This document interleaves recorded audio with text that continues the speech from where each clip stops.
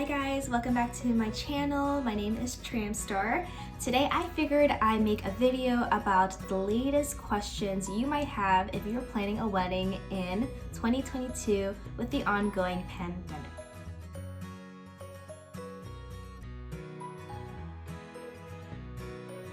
I actually started wedding planning as soon as I got engaged, which was back in July. The first thing I started looking at was venues. Venues was the top priority because those tend to be booked ahead. I would say like at least a year in advance, 2 years in advance.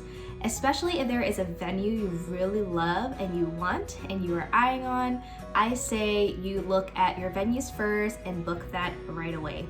When I got engaged in July, we booked the venue at the end of August, and that was after looking at different options on wedding websites, but also in person. So I would say the first thing you should do when wedding planning is your venue. It depends on how long you want your engagement to be. We only have, ours was it will be an 8-month engagement. So it's never too early to start wedding planning. If you have a Pinterest account, start pinning things that catches your attention. Look at color palettes and all that type of stuff. Now, wedding dresses. For the bride, I highly suggest you get into a bridal boutique or try on some dresses as soon as possible. If you have a 1-year, 2-year engagement, I think that's a little bit different. But if you plan on having anything less than a 12-month engagement, I suggest you try looking for dresses as soon as possible. I actually did, my story is a little bit unique. I already knew that I was going to get married to my fiance and he was going to propose at some point. But I also knew I wanted a short engagement. So mine was an 8-month engagement, as I already told you. So April, 3 months before I actually got engaged, I had already went to a boutique to try on dresses just to get an idea or a sense of what style I liked wearing. So I did do that pretty early on. So that was in April, and my wedding is in April, so that is a 1-year wait time. And I'll tell you now, it's never too early to start looking at dresses, because if you do need to order a dress within your range, your size range, that sometimes takes up to 6 months. And then you also have to consider alterations, which can take up to 3 months, all depending on how much work you have to do for your dress.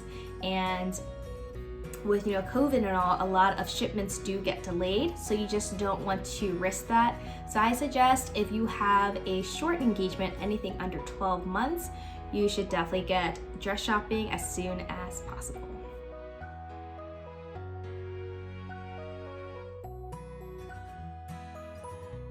We are definitely hiring a videographer.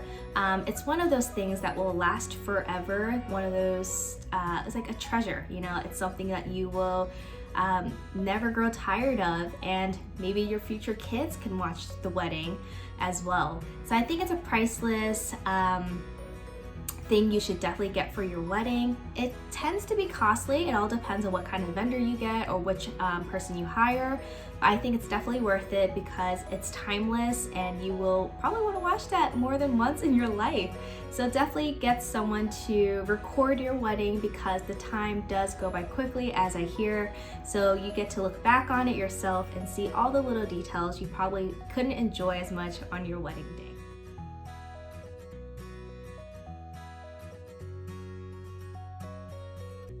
So my fiance and I have a unique situation. We are already living together, so we kind of already divide up our payments, so it's much easier for us to decide who is going to pay for what.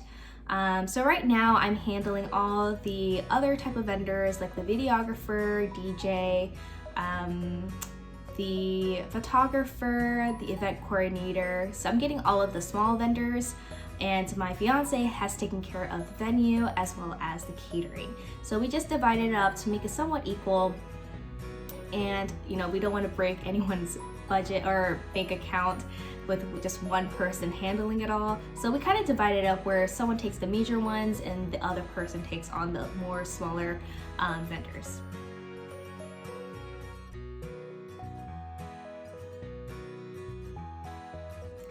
So in my past video, actually my very first video on wedding planning, I actually shared different tools and tips to get started on planning a cost-effective wedding.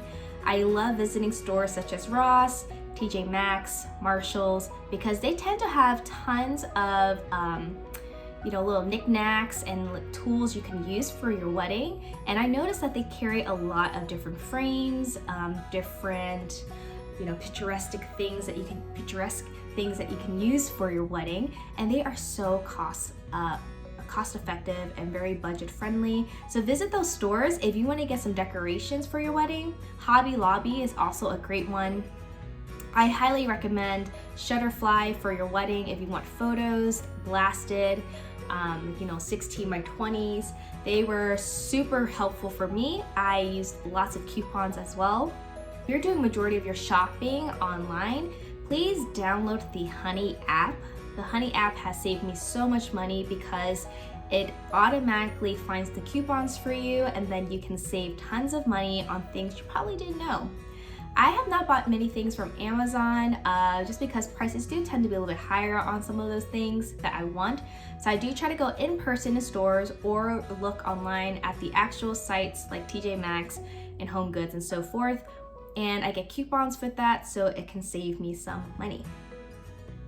Also, I eliminate things I know that won't be necessary, like party favors, wedding favors. I will not be including that just because the trend is nowadays people don't really expect wedding favors, and that tends to be just like little candies, bubbles, mints, whatever you want. But we just decided that it will not be effective for us, so we have decided to opt out of the wedding favors. So that's up to you and your partner, what you think is most important for your wedding and which areas you can save in. I would say that for decorations especially, since you may only use it once, to find things that you can, to find substitutions, find different ways to get it, because you're only going to use it once. And if you have a Facebook right after your wedding, you can just sell it on Marketplace, because a lot of people are selling their wedding items there. That's where I got some of my materials as well for my wedding decorations.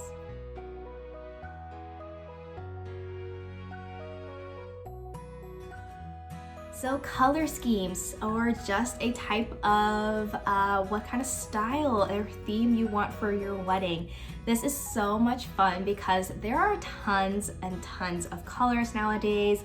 There are different shades of one color, and it's just becoming this growing field that's super exciting but can also be very stressful. I highly suggest that when you look for color schemes, a lot of wedding invitation sites do tend to give you free swatches, color swatches. So if you're unsure of what color you want, please look at those sites. Go to the wedding invitation sites, whichever one you want, like Minted for example. They will give you a palette or color swatches of possible colors you might want, and it's fun to see them in person instead of online. So this is really great if you're unsure of your invitations or what color you want your bridesmaid to wear or what kind of flowers you want. A lot of places do offer free swatches or color palettes for you to look at. So I highly suggest that if you want in-person colors, to register for those, and they're usually free with no shipping cost whatsoever. Pinterest again is the great friend for brides because there are tons of people sharing great information. I actually started a Pinterest board way before I got engaged just to see what kind of style I liked. At first I was gravitating towards blue, a navy blue, but then I realized my wedding was going to be in the beginning of spring, so I wanted some spring colors to match the month. So that's how I gravitated towards a nice lilac, kind of light purple color for my wedding. And from there, once you have a primary color, you can build on different colors to see what matches. I am going with eucalyptus green or those light greens with touches of gold. And I noticed that a lot of vendors for invitations and for bridal gowns, they have those colors that you can mix match with. So it was easy for me to start picturing what color scheme I wanted. But it all depends on you. If you have a favorite color already, I suggest you go from that. Or whatever your wedding is, the date or the month, I suggest that you pick colors that are popular during that month. You know, there's so many great color schemes out there. If you really don't know where to start, please go to Pinterest because there's so many ideas that people have already shared and it definitely inspired you.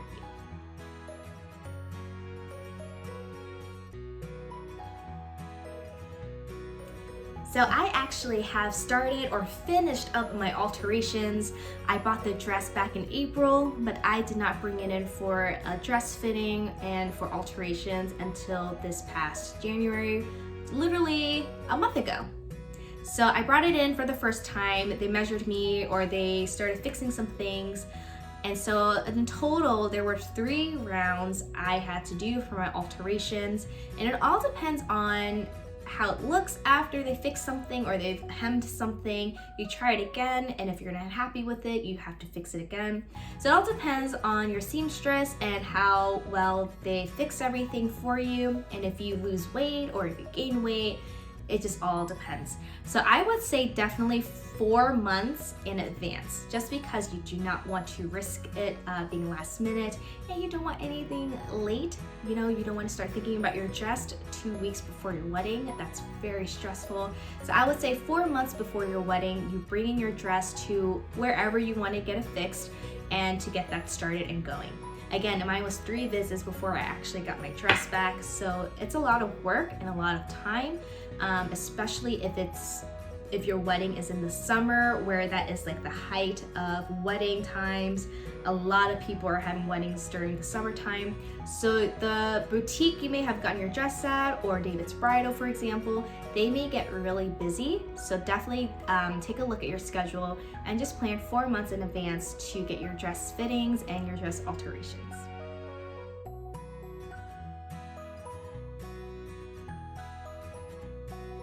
This is a scary thought that a lot of people have shared on either Instagram or either on Facebook. I have seen people I know who had weddings in the past 2 years postpone it or reschedule it because of COVID. And a lot of people who planned these thorough weddings, you know, had to go online or just stream it for people and end up with a very intimate wedding. COVID right now is just so, you don't know what's going to happen, and that's the thing, is the unknown is very scary. My fiance and I did think about what would happen if there was a major outbreak of COVID, but right now it feels pretty okay. It's getting better. People are definitely getting vaccinated and so forth, but in terms of postponing my wedding, I don't think we will be, because our wedding is outside. So we purposely picked a venue where if something did happen, at least there will be fresh air outside. People can be comfortable with, you know, not being in an enclosed space where they have to like breathe on each other or anything like that. So our wedding is fully outside, and we are going to, if people want to be comfortable wearing masks, they can definitely do that. It's not going to be enforced, but we're definitely going to have the flexibility to make people comfortable at our wedding. So no, I will not be postponing my wedding, just because I feel pretty safe and secure in the fact that it's an outdoor wedding and people can wear masks if they would like, and just knowing again that we're not all in one room breathing in the same air, it's very comforting.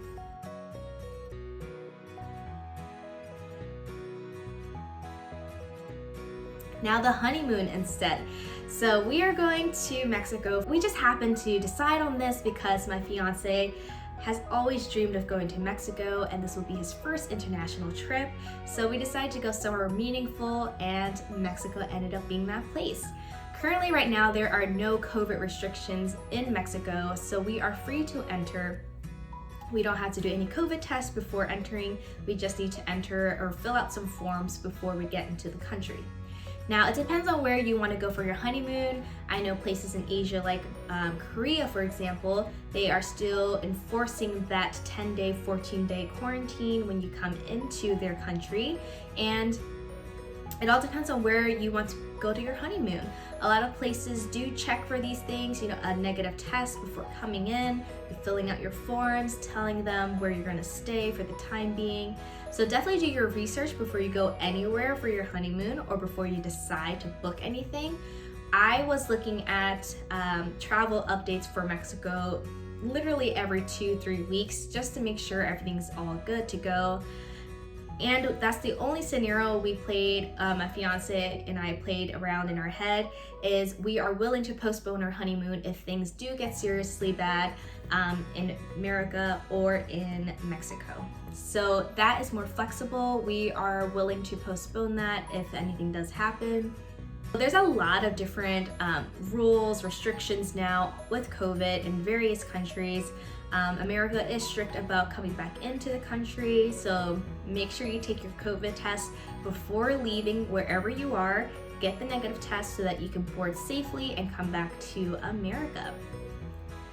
So I am literally less than 2 months away from my wedding. After February hits in March, it is going to be April. There has been tons of little minor details going into the wedding planning now. It's getting serious, it's getting more intense, but it's getting more fun.